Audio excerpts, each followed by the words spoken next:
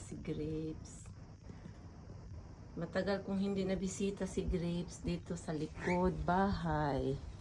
Dahil ako'y busy sa aking trabaho.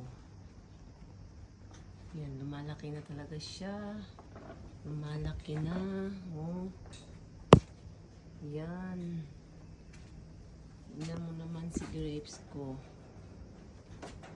Yan siya. Yung iba talagang lalaglag eh. Pinuputol ko nga yung mga maliliit dyan eh. Para ano. Natanggal ko yung mga maliliit.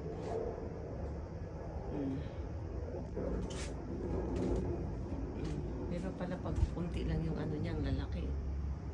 Kailangan pala talagang putulin siya. Kaya lang minsan, hinayang ako sa ano. Hala, mayroon na siyang light red. Ayan, ipahinog na siya. Meron na siyang light na red. O, yan. Mangingitim na yan. Don. Wow, naman. O, yan pa. Meron pa. O, yan. Nahinog na. Hala, pahinog na pala si Grapes. Nahinog na ka, Grapes. Oy, kagwapas akong Grapes.